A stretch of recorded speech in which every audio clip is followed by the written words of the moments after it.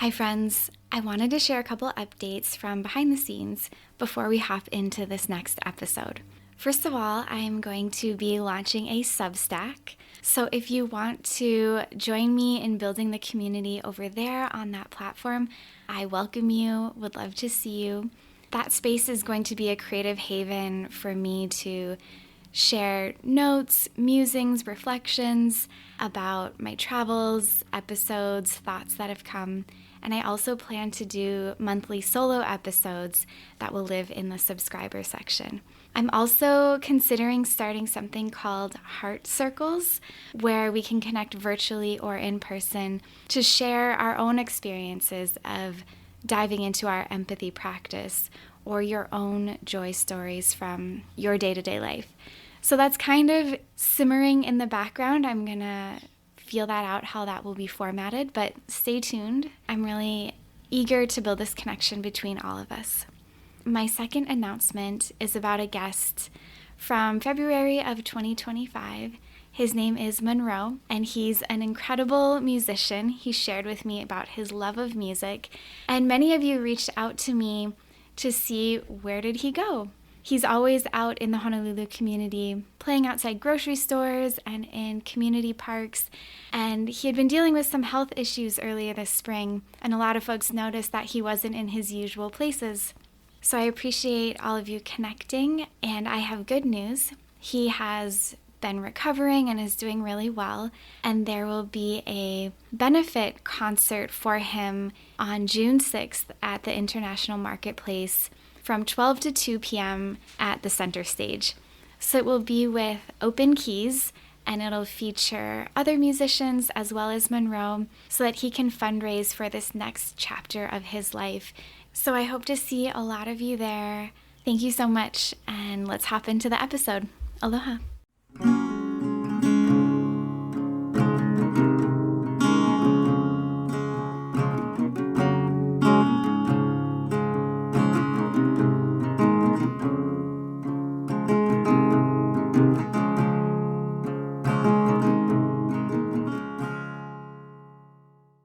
Aloha everyone, welcome back to Heartbeat Narratives. My name is Molly and I'm your host.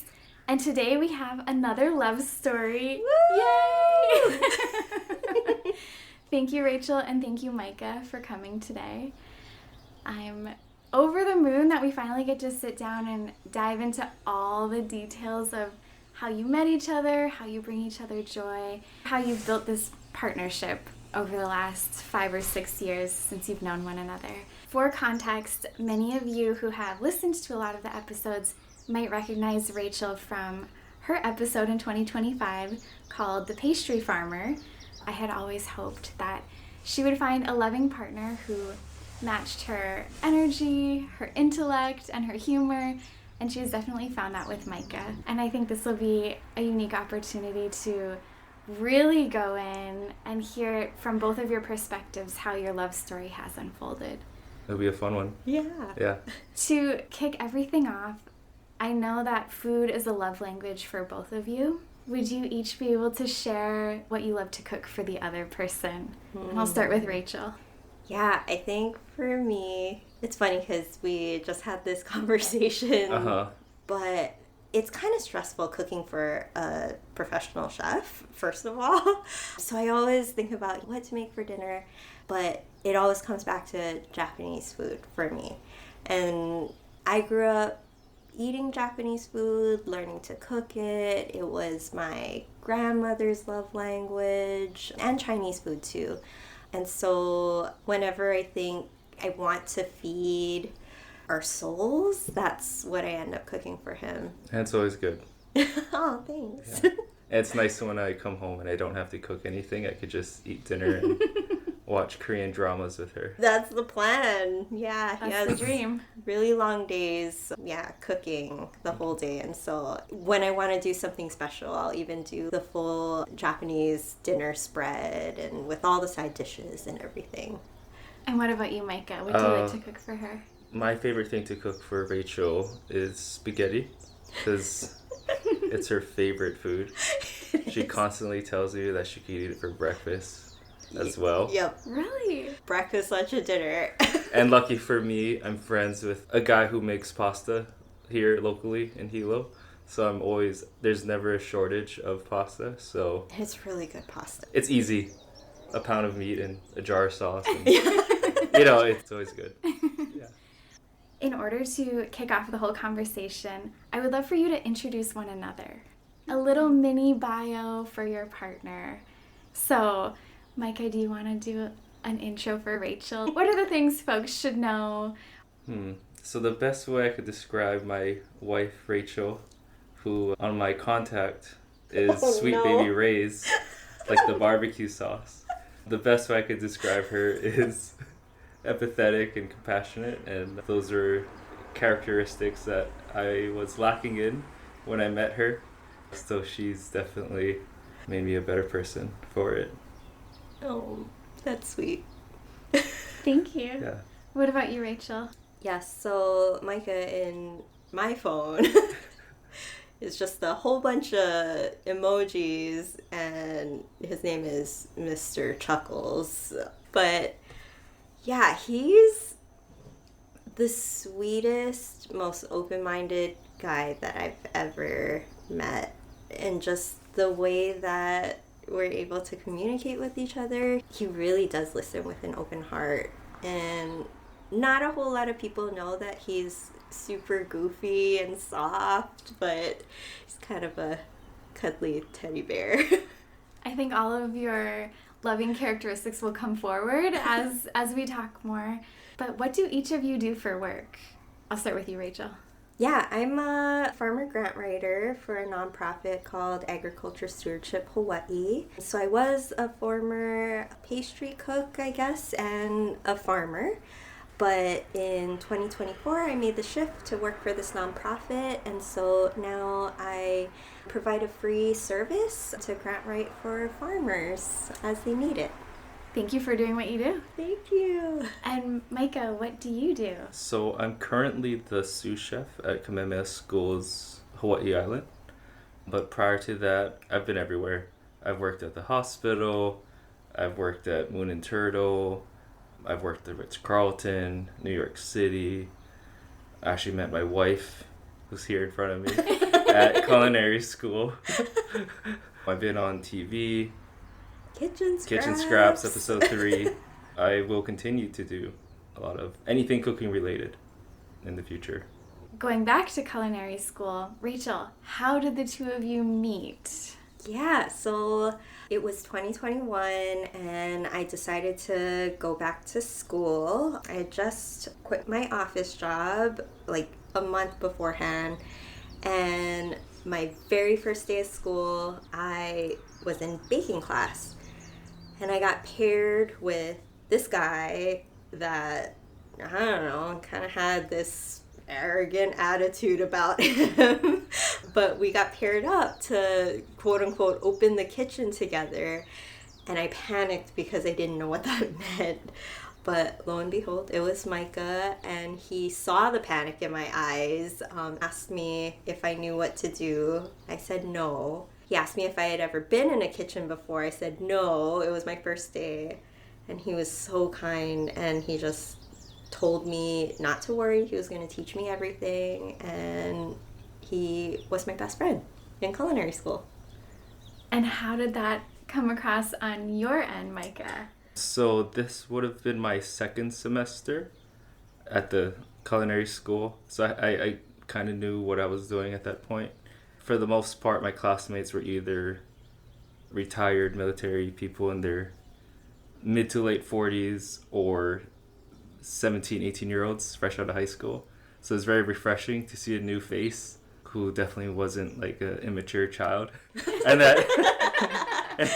and I thought she looked cute under the mask and the hat and the coat, and I was very excited to be paired with her.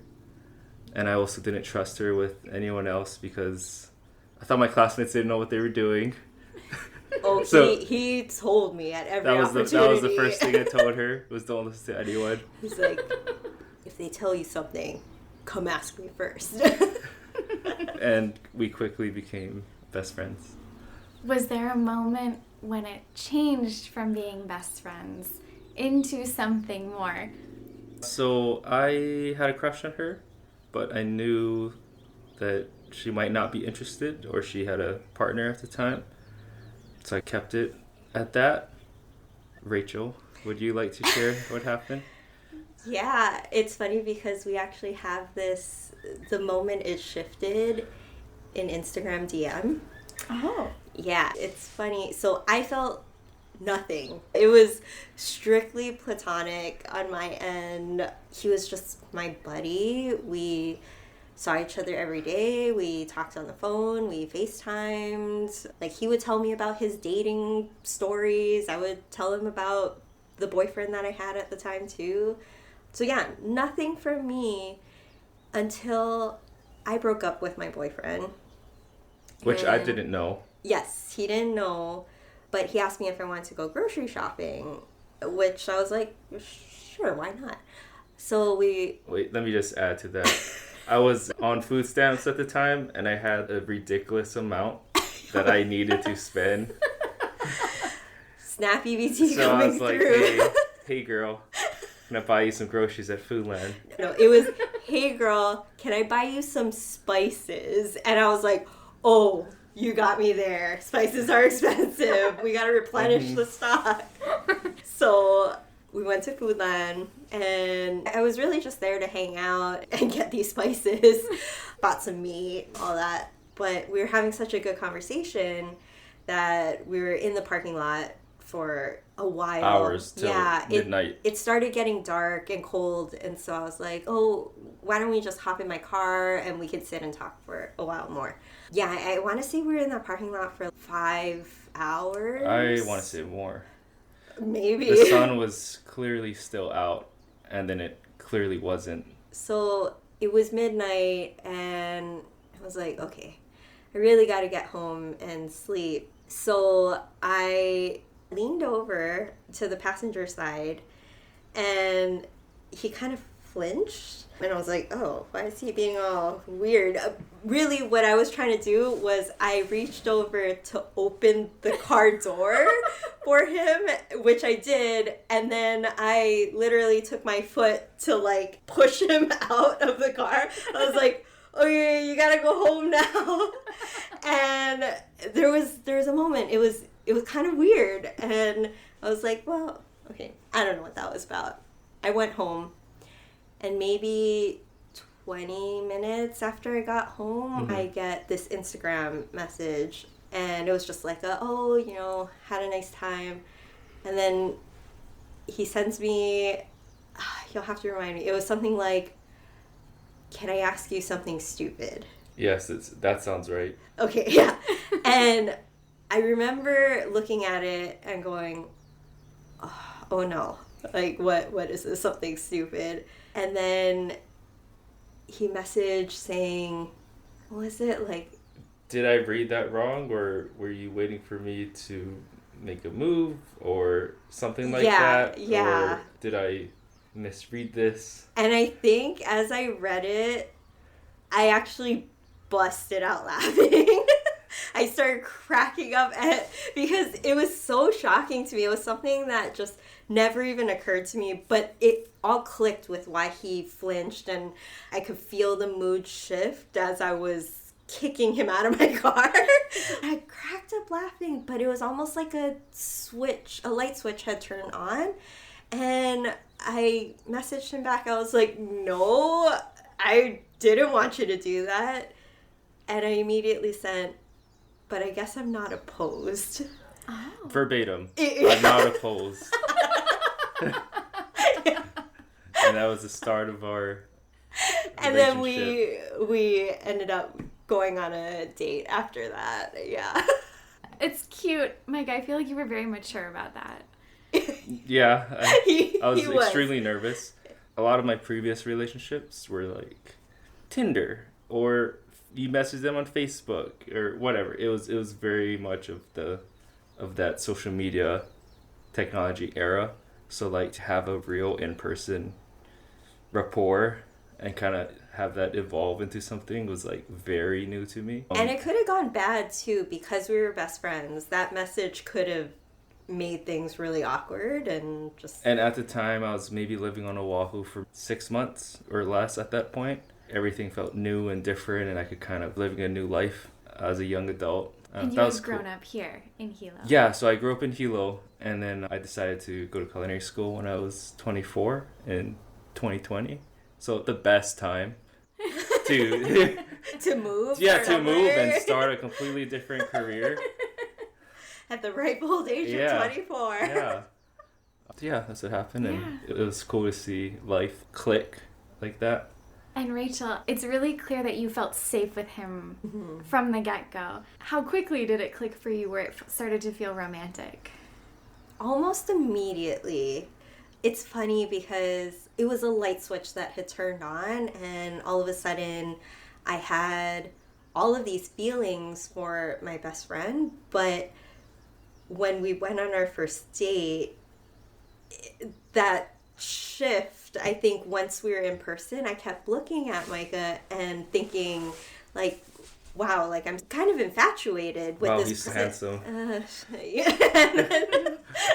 Anyways, but I would look at him, and every once in a while it would shift back to my platonic best friend. And so we'd kind of laugh about it every once in a while and be like, oh my gosh, this is so weird. It's especially since we met each other during COVID. Every time we threw a mask on, that was the person that we were friends with. And so it took, I want to say, a couple years for that to even out in my brain, at least, where I was like, okay, no, this is my partner and not just my platonic best friend. And then what happened throughout your relationship? Because I know at some point you moved to New York, Micah. So what happened before you moved to New York? So as our relationship was developing, when you're in the honeymoon phase, you say a lot of things that's very like cutesy and adorable. And what are you talking about? We're adorable now. We are adorable. So I asked her if I could call her the B word. And she's like, what? I looked at him like he was insane. And I said, babe, can I call you babe? And yeah, it just didn't occur to me. It was one of the most cringy moments of my life. But I was so in love with this man at this point that he could have said anything and I would have agreed to it. And I think I was hesitant too because in my prior relationship, it was very rough. So to kind of like re-enter the space of being in a very deep relationship, I don't know, I was very awkward about it.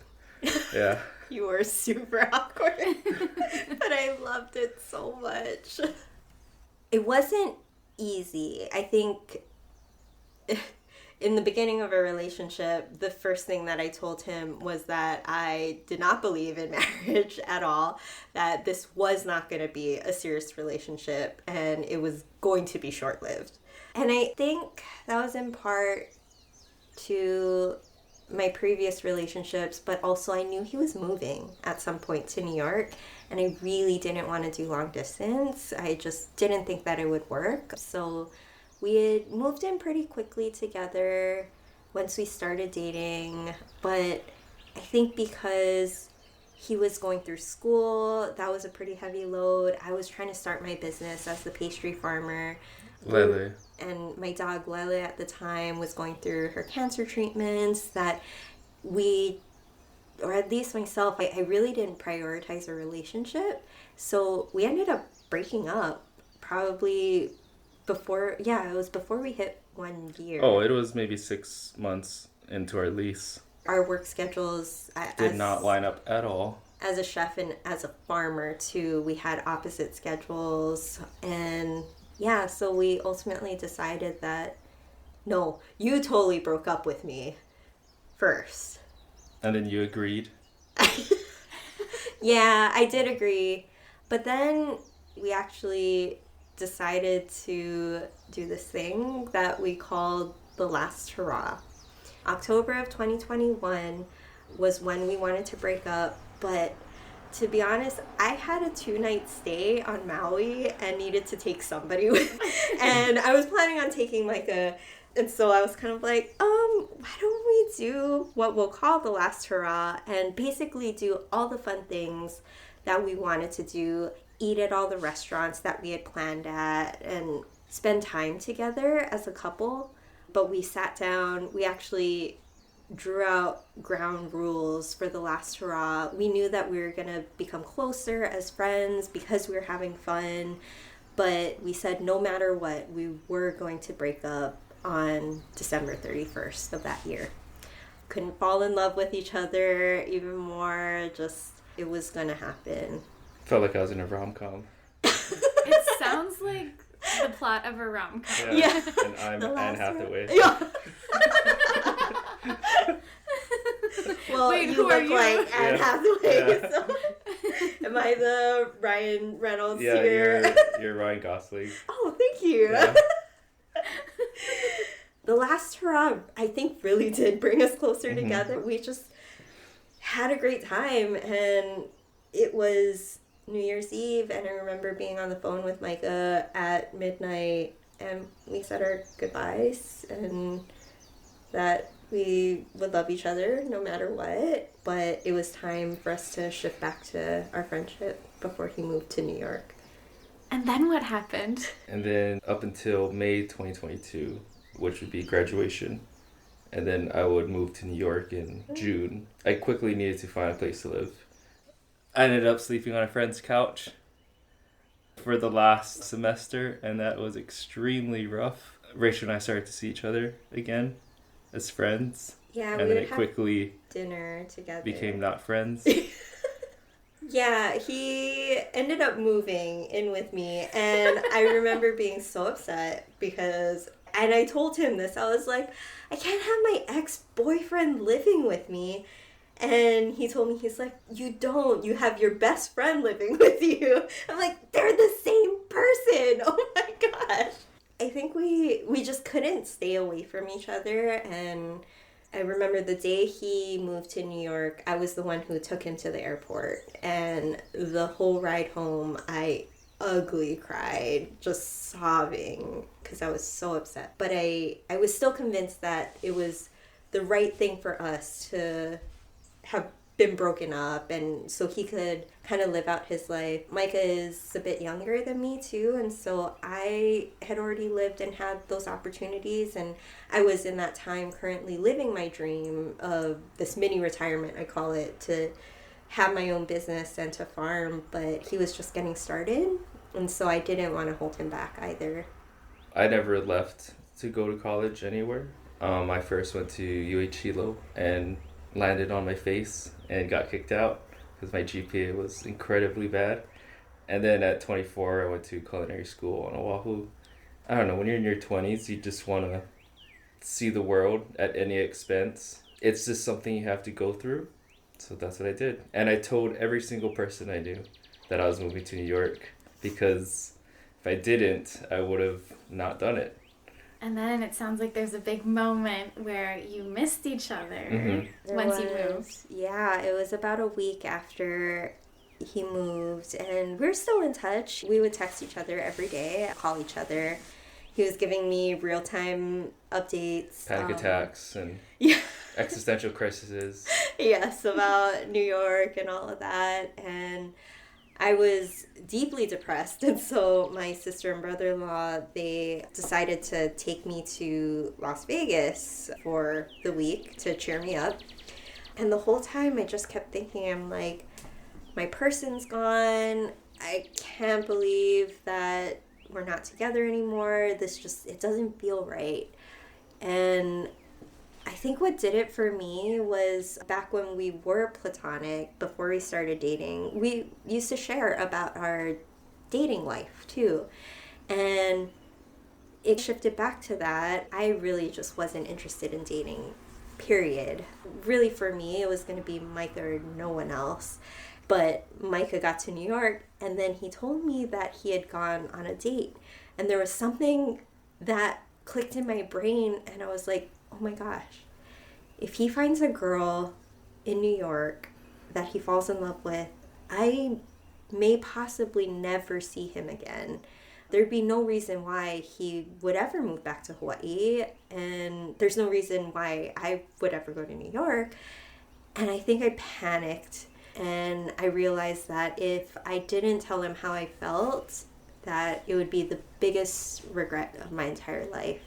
And being in Las Vegas, I started looking at flights. I'm like, I'm halfway across the country already. I might as well just go. I could get there in 5 hours and be there tomorrow, which I knew was Micah's day off. And I had 48 hours until I had to get back to Hawaii. I'm like, 48 hours is plenty of time. So I booked a flight. My sister and brother-in-law were like, oh my gosh, you're crazy. Don't do that. You don't even know how he's going to react. And as I had booked the flight, I actually got a call from him. And he basically told me that he was thinking about it too, thought that it was a mistake, and that we should just try long distance and get back together. So I was like, great, because I'm landing at 7 a.m. tomorrow, and I was just going to show up anyways. And I'm glad you did. Yeah. So we ended up spending a really good 48 hours together, and... First 48. Oh my god. His humor. We ended up just hashing out the details of how we were going to do long distance, and it ended up being, I think, probably the most informative moment of our relationship too. It taught us so much about how to communicate effectively with each other and how to show each other. How to carve out time for each other. Yeah. And really just appreciate what we had in each other too, and knowing that we didn't have a whole lot of in-person time together. Yeah. Yeah. It was a huge shift from before our breakup where we weren't prioritizing each other at all to now we were each other's first priorities. That's a really big shift where suddenly it feels like you were living out a romantic comedy. It's like running onto the airplane, professing your love. It really was. Yeah. I was like, this is crazy. It might work out, or it might be real embarrassing and have nowhere to stay in New York for 48 hours. So I'm glad it worked out. Yeah. What happened after that? So we did long distance for maybe a year and a half. And then the lāhainā fires happened. And that really rocked me. I'm not from Maui or Lāhainā. And it really shook me. I saw that a lot of the Hawaiʻi chefs were cooking meals for the people who got misplaced. And I'm like, I need to do that. I know how to cook. That's the only thing I know how to do. How can I cook for people that actually need it versus people who have unlimited spending in New York City? So I prioritized moving back home. And it also meant that I get to be with Rachel again. So I bought a one-way ticket and I told my boss, sorry, not sorry. I have more important things to do. Thanks for everything. And he was not too happy with that. Yeah, I moved back home. It's funny because our original plan was we were going to do long distance for 4 years. That was the time length that we were both okay with, and especially I had just moved to the Big Island from Oʻahu. I was like fully ready to just live in the forest by myself and work on this tea farm while Micah did his career thing in New York, and we only got to do that for about a year and a half before the lāhainā fires. But when he came back, it was only supposed to be for a couple of months at first, if that. But yeah, home really called to him, and then I kind of relentlessly just every day like, oh, isn't this so nice? Isn't it nice being together again? And try to show him the beauty of Hawaii Island all over again. Because he never wanted to move back. I had zero plans of moving back to Hilo. I wanted to be as far away as possible. Yeah, and all I wanted to do was move to Hilo. So it was a big core difference that I was worried about. But he moved back for me, and we lived in a yurt for a year and a half together, and he moved from the biggest city to the middle of a forest Yes. with no infrastructure. And no insulation. No insulation, barely any water, hardly any electricity. Yes. A lot of mud, a lot of rain. I was just so grateful that he did that for me. But it was fun, though. I will say... I would not want to live it again, but... we learned a lot. Yeah, we did. It was a lot of just like daily living and survival that we had to do together. I had been living for 6 months in the yurt by myself at that point and realized that even something as simple as getting my drinking water every week was... Or mail, or trash. Yeah, mail, trash. Just hauling things in and out of the forest was really difficult for me, and having a partner now that could help me just made living easier. And so I was reminded constantly every day how grateful I was for him too. I think that brought us closer together because we were suffering. I was your big strong man. Okay. Yes, you were. She denies it, but it's very true. I mean, in his defense, he was carrying 2 5-gallon water jugs, which weigh about 45 pounds each. Wow. So Through a muddy forest. through about 200 feet of muddy forest. Was that or propane tanks? Which is even heavier. Yeah.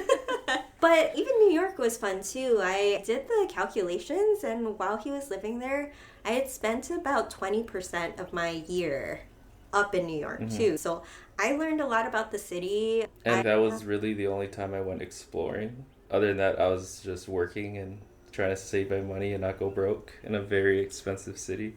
So when she came to see me, it was nice to see it through the lens of a visitor. Yeah. It's a lot more enjoyable as a visitor. Do not live there.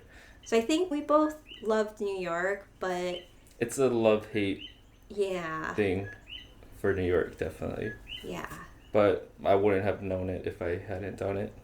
I think it's a beautiful thing that through each other's eyes, you are opening up one another's worlds to like the big city, to the depths of the forest.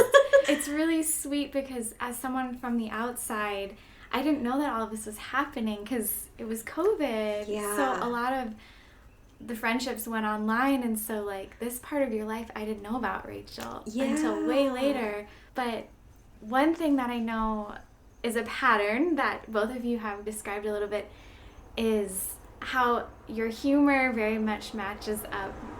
But one of the things that you often joke about is your age difference. Yes. Could we talk about that? And I would love to hear your perspective and like, what is your age difference? So when you two met in 2012, Oh my I God. was a sophomore in high school. And for context, Molly and I, in 2012, we had just started graduate school. We were 22. I just started cross country Oh my gosh. and playing sports. Yes, Micah and I have an almost 7-year age gap. He is the youngest person that I've ever dated. I always thought I was going to date somebody around my age or a little bit older. Mike is actually pretty much a Gen Zer too, and so even the millennial Gen Z culture has been really interesting in discovering their wild things that he says to me that I just don't understand. Like what? The most recent one? Slang. Okay, for example, when we started dating, I had to introduce Harry Potter to him. That just... It was around. It wasn't really like the top of my mind. Yeah, And then we because started you're watching young. the movies during, I don't know, the Christmas marathon or whatever. It's called the Harry Potter weekend. Yeah, the Harry Potter thing. I'm like, huh, it's pretty. Who's that guy? Yeah. What's going on? This guy's What are pretty they evil. doing? Oh my god, it's pretty violent for a children's movie. Why do they keep picking on this one kid? All these wizarding adults just picking on this one nerd. Just leave him alone. What's a muggle? Yeah. Oh, all the things. But yeah, I mean, I was 31 when I went into culinary school, and Micah was 24. Mind you, I'm not even 30 yet. as this podcast is being currently recorded. When's your birthday? May 6th. Oh, very soon. Very soon. Yes. So it's coming up, the big 3-0. Mm-hmm. I've been literally talking to him about how great his 30s are going to be for our entire relationship. And it's been so cool, too, because Micah is a 24-year-old. Felt like Micah is a very old soul, and he's so mature, but there are definitely moments where I thought, oh my gosh, this is a 24-year-old. I think as I've seen him through the 5 years that we've been together, from 24 to now 29, he's grown so much, and the way that he's matured too. I mean, in culinary school, he completely snapped at me. It almost broke our friendship, for sure, until I forgave him.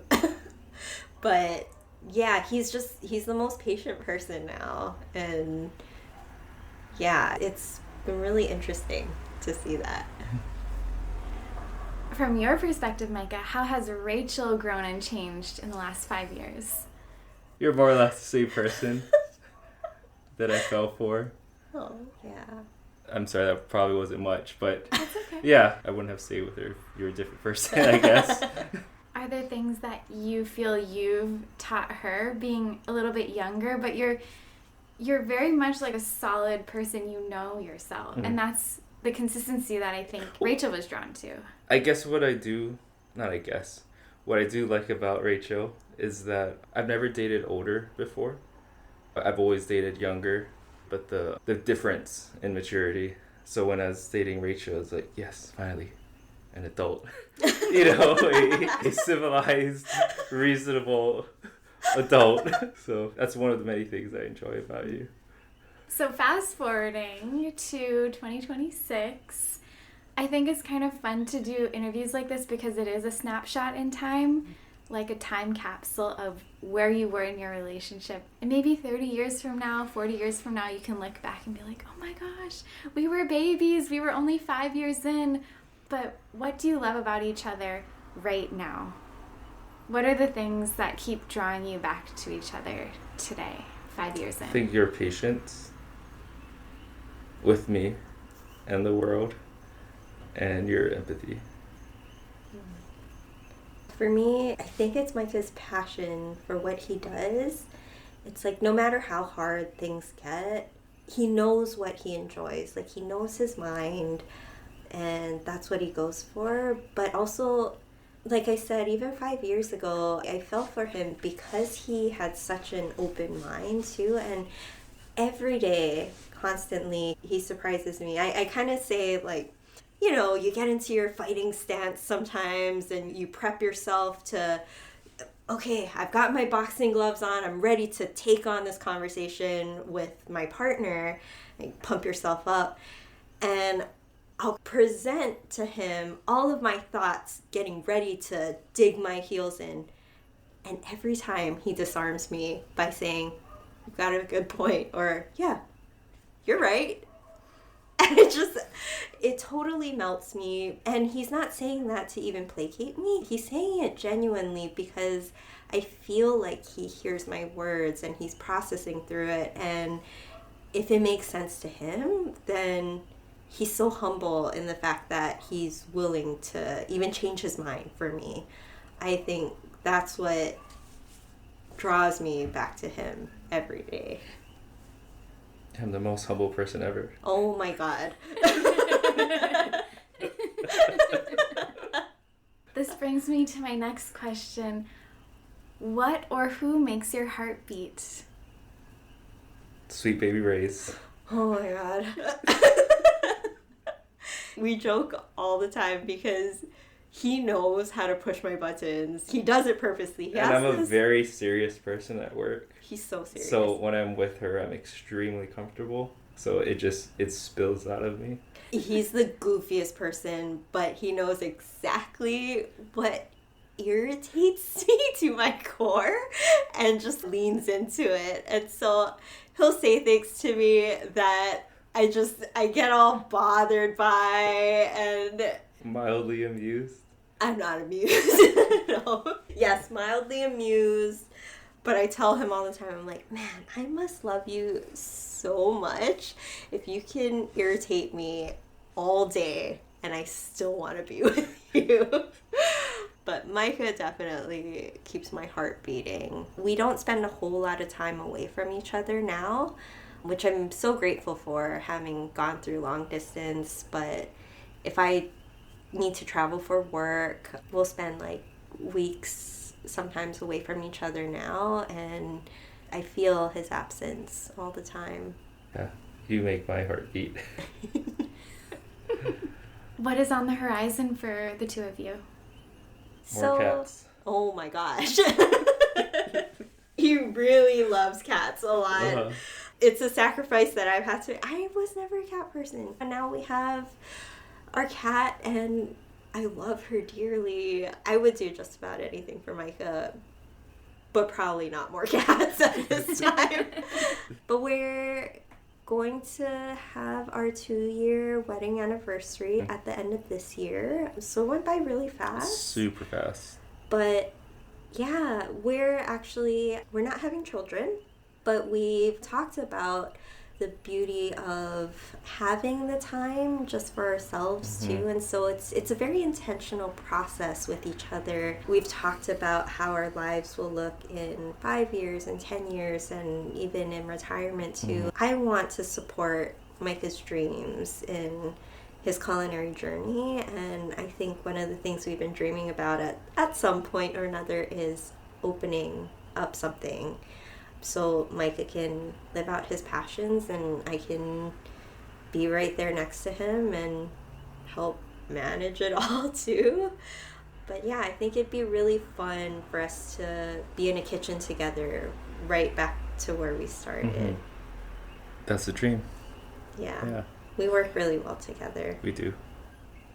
It's very clear watching the two of you giggle and make eye contact. You're like two magnets just coming back together, even just in the way you're balancing this conversation. Any marriage advice, Micah? Or relationship advice? Marry your best friend. I mean, you're going to be spending the rest of your life with them. Choose wisely. Marry someone who's financially responsible. Yeah, just marry your best friend.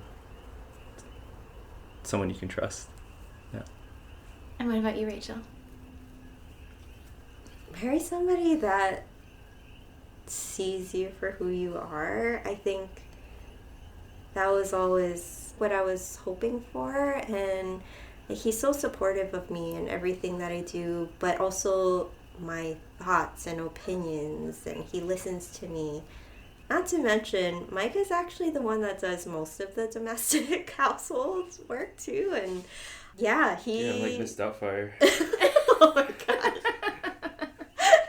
He does do all the cooking and cleaning and dishwashing. He takes care of me so much, and it's just so eye-opening to see somebody that shows up for you every day, and in sickness and in health too. I feel like he's my rock. So find somebody that is your rock and that hears you. Anything else before we wrap up? I'm trying to think of something silly, but I can't segue anything into this. But that's probably okay. Good to save it. Yeah. Okay, we'll end on like a silly question, just to make it really light. What are your favorite movies? And you answer for the other person. We recently saw a movie together from my childhood that I really enjoyed, and I actually like bawled crying during it, and I never cried during movies, and I was like so embarrassed to show her that I was crying. Have you seen The Iron Giant before? No. It is incredible. It was a really good movie, and I thought it was so sweet that he was crying. I could tell he was embarrassed too, but I think it's so healthy when men cry and show their emotions, and that's exactly what I told him. Yeah, we were sitting on either end of the couch, and I was like, and then she looks over, and it just all came out I was like, oh my god, this is so He was embarrassing. sobbing. He was sobbing. Yeah. But I thought it was really sweet show of emotion. And I was happy that he felt safe enough to cry in front of me, too. Yeah. And then your favorite movie is Selena. Oh my god. No. With J-Lo. Not my favorite movie. I don't think I have a favorite movie, to be honest. I know your favorite show is Gilmore Girls. It was Gilmore Girls, yeah. And Micah is actually a big cinemaphile. Yeah, I love going to the theater. Uh-huh. But this has been a joy. Thank you both for coming on, sharing your love, and doing so vulnerably, because it is a lot to share these emotions in your relationship and kind of like let others in. What you have is so sweet and so pure. So, mahalo nui. Thank you for having us. Thank you for having us. And thank you everyone for tuning in. We will catch you on the next episode. Aloha.